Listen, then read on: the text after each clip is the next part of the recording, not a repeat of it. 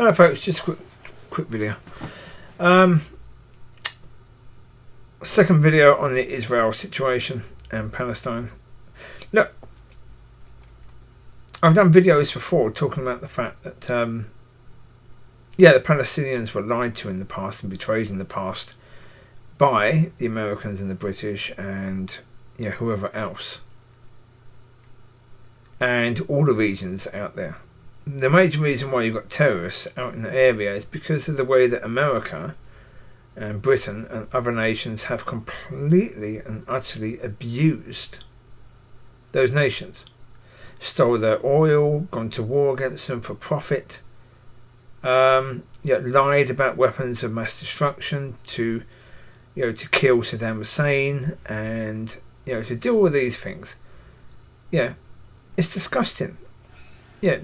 The area has been abused, and that's why you had the extremist leaders, and that's why you got terrorists now in the area, Hezbollah and Hamas, and they're there, and they're there in an understandable way, fighting against the evil from the West. But they're right. The West, those countries are evil. They are right. They are evil.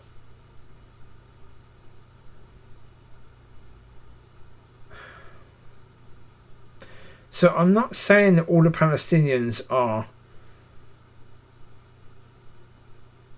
completely guilty of everything, because I know that isn't true.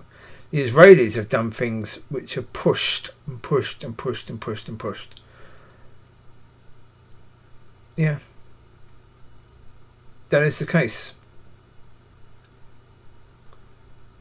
Well, the problem is like we in the UK, we know of terrorism because we had the IRA, and the IRA were the same.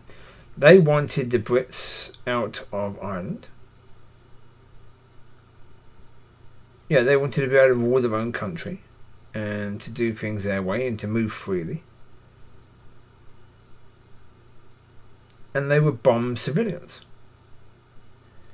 My only problem with the IRA and with all these other agencies is don't bomb civilians. Go after the leaderships. Go after the people who are making decisions. Then at least I'd say, okay, you went after the right people.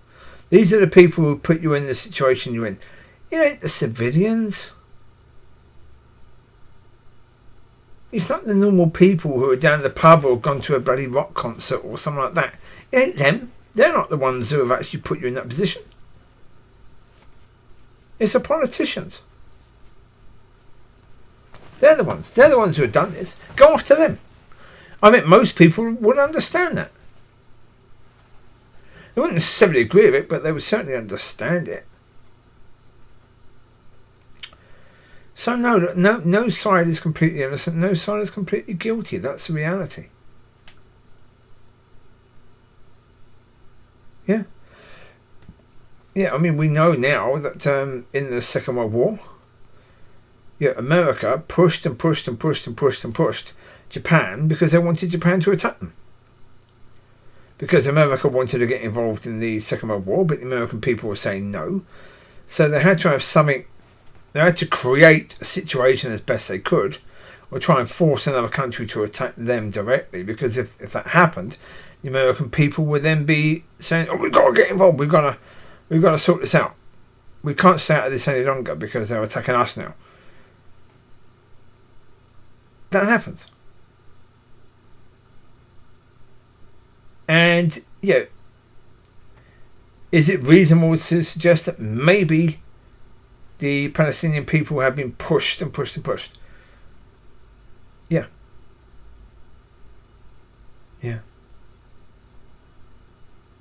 I reacted initially when I saw the news footage of Palestinians in London protesting outside the Israeli embassy. I had fury. I wanted the authorities to arrest every single one of those people and send them to Palestine. So go on. Go over there and go and fight against Israel, rather than cheering that Hamas has gone and murdered so many people. Yeah. But it's never quite as simple as that, is it? The problem is, as I say, don't judge a book by the cover, and that is true. But what I said in the previous video is still true. There is a conflict over there, and that conflict is not going to be resolved peacefully. If it is not going to be resolved peacefully, then the only way it's going to be resolved is for either the Israelis or the Palestinians to leave. Whether by choice or by force. That's the only way, is for them to leave. And even then, that peace might... There will still be attacks, but it would be easier to manage, because if the attacks come from people living in a neighbouring country, then it's up to that neighbouring country to handle the people living in their country. If they got a terrorist network in their country, they have to deal with it. And so, because if the Palestinians are the ones who leave, Israel will become stronger, a lot stronger in the area. And I don't think any nation will be thinking it's a wise move to allow people from their country to attack Israel. And so, But as I say, whom is going to leave? I don't know. I don't think anyone is going to leave. I don't think the Israelis are quite there yet where they're deciding enough is enough. It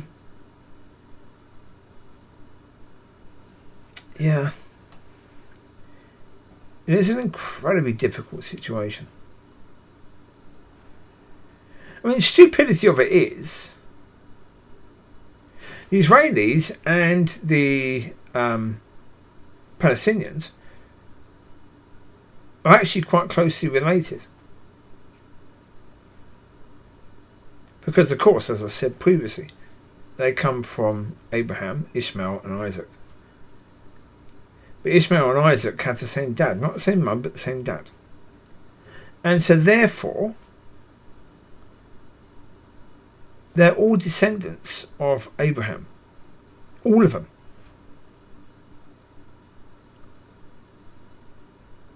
But they've had all that hatred towards each other since, basically, Ishmael and his mum were sent away.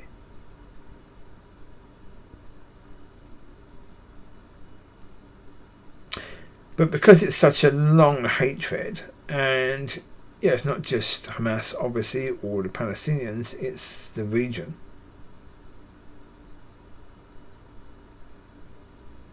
But I say, these people are pretty much related.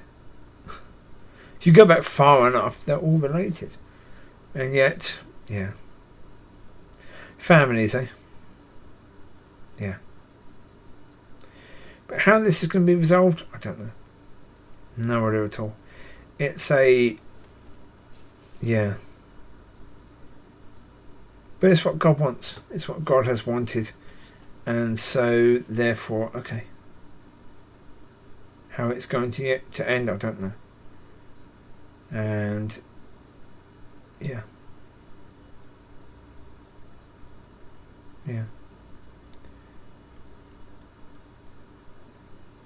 They are where they are, but to continue is folly. But that means what?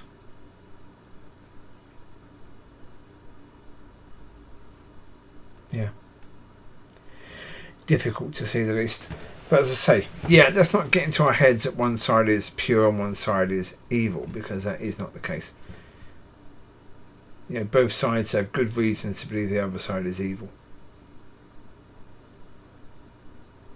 And that's where they're coming from. So, difficult to say the least. So there you go. You take care. God bless. I'll speak to you soon. Be blessed and be a blessing. And, trust God in this. Bye-bye.